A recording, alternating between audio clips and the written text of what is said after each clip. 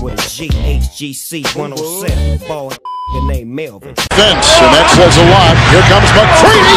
Oh, he just sucked the gravity right out of the building. To the left goes Magic. He's got it. He didn't shoot it. 5 seconds left. Magic down the middle, just what I thought. A hook shot at 12. Good! Would be 18 for 20 from the line and an 81-point game. 55 in the second half. Ladies and gentlemen, good things will happen, not just with him scoring, but then also it open up. Oh, man! Hello. 3 seconds left. Cleveland triggers in. James, 2 seconds. 1 second for the win. LeBron James delivers.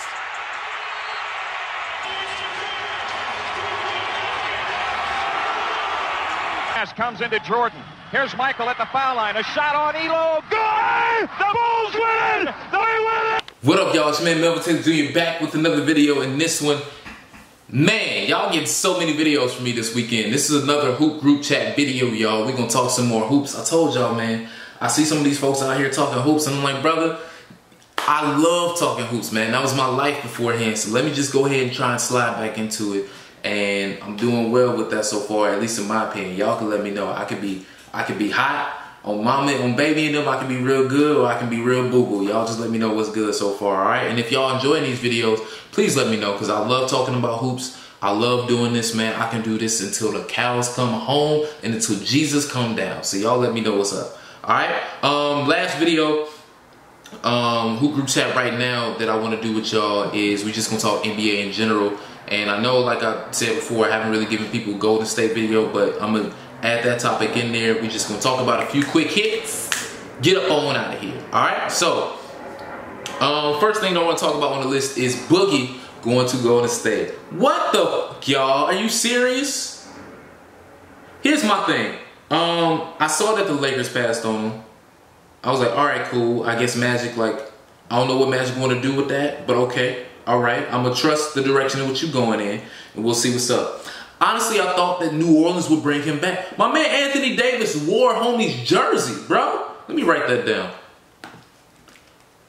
Anthony Davis wore his jersey in the All-Star weekend last year to show, yo, you should be here right now, and I'm going to put you on my back to make sure that people don't forget what you did. And y'all didn't re-sign him? Goofy. But y'all let Golden State get him though. It's like, and when everybody was like, oh my God, he's available? That's because that lets me know right there that y'all didn't make no calls. Y'all not really on y'all GM game like y'all supposed to be. Because he should have been a staple in New Orleans next to AD. I think that would have been amazing for years to come, even with his Achilles being torn. I still think he could have got a good deal. And even if they would have still got Julius, been able to get some good value out of DeMarcus. But now that he's going to Golden State, if I want to look at it, at first I thought the same thing that some people thought that LeBron thought. Well, not LeBron thought, but everybody in the league really thought about. They got 5 All-Stars. This is unfair. This is literally unfair. They added a 5th splash brother, as Steph said. But when you look into it some more, Dominique Wilkins, Isaiah Thomas, Elton Brand, Kobe Bryant, and I'm forgetting somebody else, but those are 4 guys that come to my mind that after they tore their Achilles were never the same guy again. I don't think DeMarcus is going to be the same guy. I don't think he's going to be that 25-10 guy anymore. I think DeMarcus can become a 12-8 type of guy on this Warriors team, coming off the bench maybe. But I don't think he's going to be as boogie as what he was before. And I think that this move was more so to show everyone that he still has some value, and people are going to get caught up in him doing that by playing around these guys. Because if you were to go to a Sacramento, a New Orleans, an Indiana, a Chicago, a Minnesota, anywhere, I'm just naming teams, he wouldn't be able to give that same value that he's going to give on this team, because it's going to be so open, and he's going to have opportunities that he never had on the court before because of how good the players that are going to be around him. So I'm glad for him. This is really going to help him in 2019 be able to get a bigger contract and be able to at least get some of the money that we all thought that he was going to get. Because, yo, him and IT was in the same position. They was finna get max dollars, and then injuries ended up hurting them. Well, I think the Boston Celtics did that to RT, but that's another day.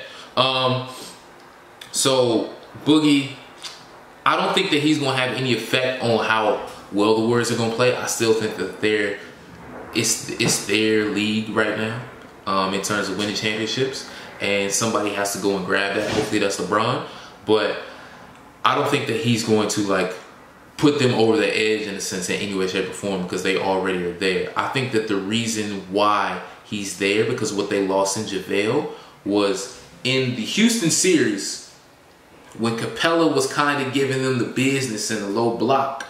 Now you have somebody that can match up with that because you lost JaVale McGee. You have somebody that to a certain extent can get you some buckets in the low post and can also play a little bit of defense down there. So I think that's the real reason why he was brought there and the value that he can contribute to them. Outside of that, I don't really see too much going on with that whole situation. And yeah, I just think it's a good, smart move for him to be able to go get his next contract somewhere.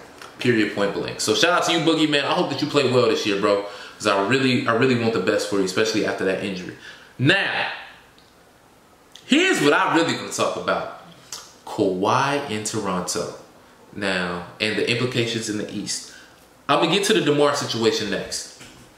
I want to talk about Kawhi first, just to say that off bat, if Kawhi is who he was in San Antonio, Toronto is arguably a number 2 seed in the East, because Kawhi can give you what DeMar couldn't from an offensive standpoint and a defensive standpoint. And they were already a very good defensive team last year. They were number 1 seed last year. So you add a better player, I think they can be great. With the holdup of, we got to see this new coach, because Dwayne Casey was coach of the year last year.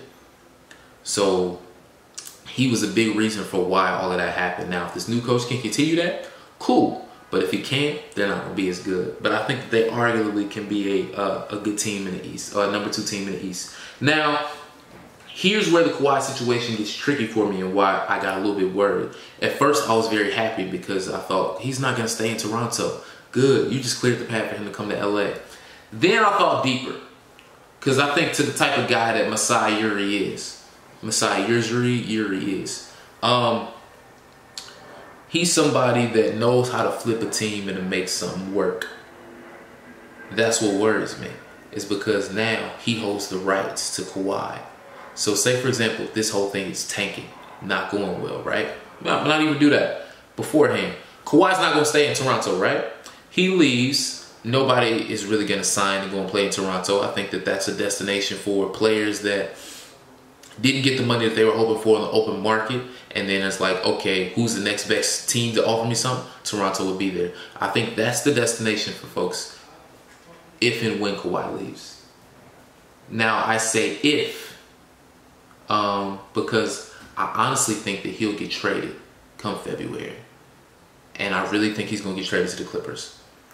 Reason being is because Masai knows that and knows that they're not the most attractive of destinations, and they have to play that up and get somebody to prove that. Hint, hint, DeMar DeRozan.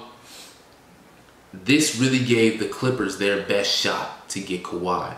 I still think that the Lakers have the best pieces to be able to offer to help Toronto rebuild or retool. Because if Kawhi leaves, I think that they're in a rebuilding mode, honestly. Because you don't have Kyle Lowry and company isn't good enough to be able to win you a championship. I think this is the closest thing to get them to a championship. But if that doesn't happen, they're automatically in the rebuilding stage. They might as well blow it up, start all over. They don't want to do that because they've been experiencing so much success, and because Toronto's on the up and up, and because Drake is coming to the games right now. So, best way you can secure your future, I grab Kawhi. I'm holding him for ransom, looking at both LA teams like, give me your best offer. And if this isn't going where I want it to go by February, I'll flip him for whatever you want to give me. And I thought, shit, okay.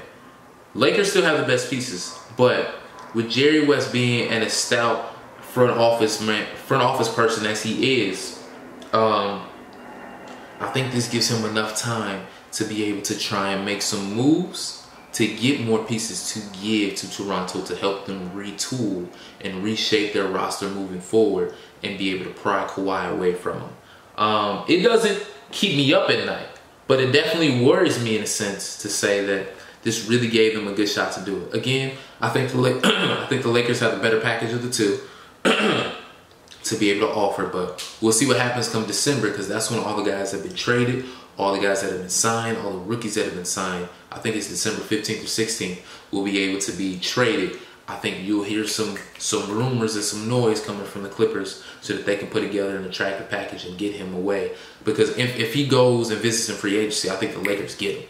Obviously, that's why they signed all these one-year deals, to be able to make room for him during free agency. But if it doesn't get to free agency, I think the Clippers have a strong point being able to do it. Moving on to DeMar, I think Toronto did him dirty as hell, bro. Be completely honest with you. Masai, I think that was a low move to tell him in person, no, we're not going to trade you, and then to ultimately do it. I think that that's real bogus, and even that apology that you gave, I ain't like that too much either, because DeMar DeRozan, honestly, was the best Raptor that they've ever had. Hear me out. This is different from saying that he's the best player to ever be a Raptor. That's like when folks are saying, well, LeBron is the best Laker ever. No. LeBron may be the best player to ever wear a Laker uniform, but we have to see how he plays in a Laker uniform to say, is he the best Laker ever? You got to top Magic, Kareem, Kobe in order to do that. Same thing with DeMar in a Raptors uniform. I think that DeMar may be the best Raptor player ever, but I think that Tracy, Vince, and Chris are better players than him. Now you kind of get what I'm saying. And for DeMar to have taken he took a cut in his money 2 years ago in 2016 to stay in Toronto. He could have got $16 million more. He decided to let that $16 million stay on the table so that they can build a better team in Toronto and keep everybody together and progress. And you traded him? Oh, y'all some snakes. How you trade away the guy that said, I want to be here. I love it here. I want to be your flagship guy. I want to be the one that brings it home. And y'all got rid of him, man.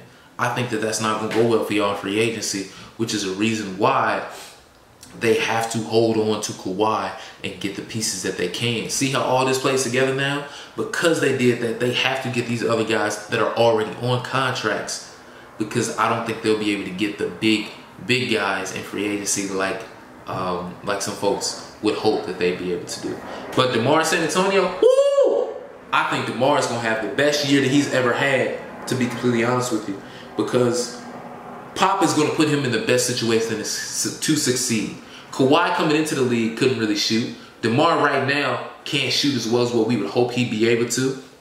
So that way he could be the prime, like the shooting guard in the league that James Harden is. But I think that Pop will work with him to put him in those situations to make sure that can happen. Plus, San Antonio was a 7th seed last year when Kawhi didn't even play. I think they at least going to be they can really push for a 3-4 seed. I think at their worst, they'll be a 5 through 7 again. But I think they can really push for a 3 or a strong 4 seed. And DeMar, quite honestly, is going to have the best year he's ever had. I think he's still going to give you 20. Honestly, I think he might give us 26 a game this year with the production that he's going to get within that San Antonio system. So expect a lot of big things from DeMar. And he locked in for 2 years too. And plus, I think that DeMar might be the type of guy that can attract some folks down to San Antonio in a way that Kawhi could not. Kawhi ain't too big on social media, ain't too big on a yo, come play with me type of thing. I think DeMar can do that down there in San Antonio and be something that they all thought Kawhi would be moving forward. Carmelo Anthony, how far he has fallen from grace. I still remember being in high school when no, I was in high school. I think I was in high school when the AI trade happened.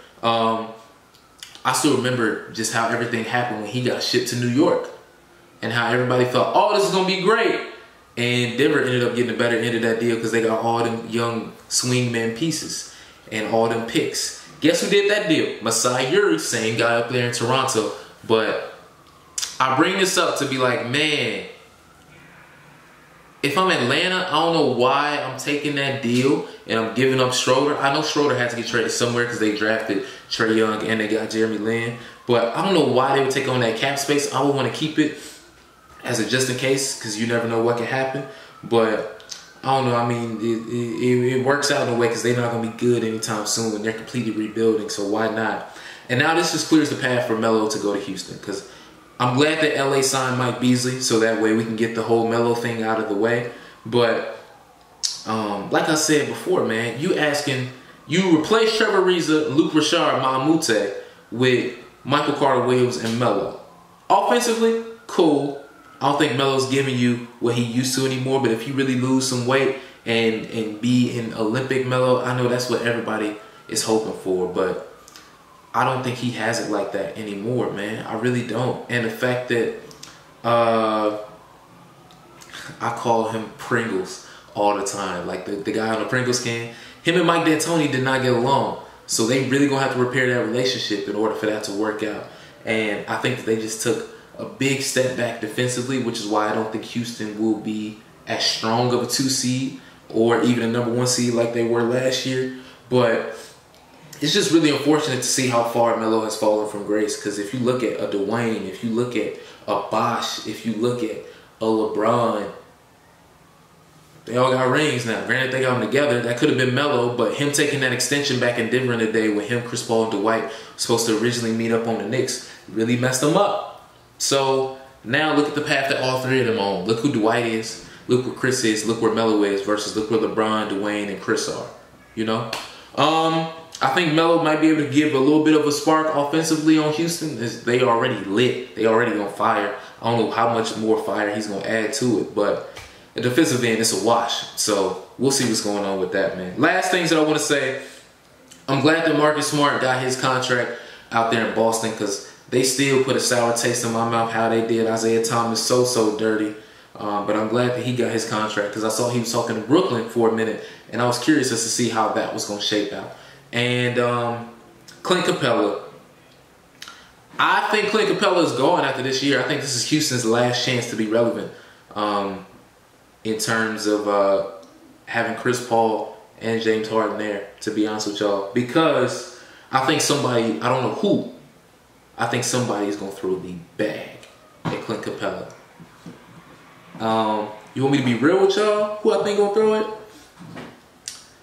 I think Memphis is going to throw the bag at Clint Capella because I think that Marc Gasol is reaching the end and Memphis is going to say, okay, we got enough pieces to where we can kind of be decent, but we need somebody that can shore us up defensively on that front. I think Jarvis Jackson is going to be more of an offensive-minded player, not as much a defensive-minded player, and I think Clint Capella can step in right there and do that for them in ways in which they haven't seen or haven't had in a long time. So I think them not giving him the deal that he wanted, and with all these other guys gone, and Chris Paul not taking less money. I mean, he did take less money. He was supposed to get the max for like 5 years, and then they switched owners, and the new owner was like, hold up, bro, we ain't giving you that. I think that's dirty as well. But I think that somebody else is just going to be like, hey, Marcus, hey, Clint, come on, bro, you ain't even got to deal with all of that. So Houston better get as much as they can out of this team right now because I really think that it's putting a bad taste in Clint's mouth that he gave them this high-quality production, and he deserves to be paid like a Steven Adams or like a I'm forgetting my man's name from Utah Jazz, starting center. Why am I bugging on everybody's names today? Rudy Gobert. I ain't even gonna type it in. Rudy Gobert. He deserves to be paid like that for his impact on the defensive end, and the fact that he isn't. Good luck, Houston. Y'all have to go over the sacks, keep everybody, and Chris Paul gonna be 36 at that point in time. I don't know how that's gonna work out with y'all, man. And Melo gonna be older too. Whew. Good luck. Or you know who else might try and swing him? Since they got DeMar DeRozan, San Antonio. I gotta check the cap space honestly to see if they even got money. I'm just thinking culture-wise and fit. I think Clint could do well there too. But we'll see what's up, man. But overall, that's everything that we got right now. If you want to hear me talk more about Michael Beasley, check out the previous group hoop chat. Hoop group chat video with the Lakers when I was keying in on some of the moves that they've made and the progress from Summer League all the way until now. So thank y'all so much for tuning into the video, man. Let me know what y'all think about some of the things that I had to say down below. If you're rocking with it, cool. If you think that my opinions are garbage, let me know that as well because I'm down to argue it out with you in the comments below. Thank you again. Please remember to like, share, comment, and subscribe to the channel down below. Thank you so much. Stay blessed, stay favored, always stay tailored. I'll see y'all next time. Peace and love.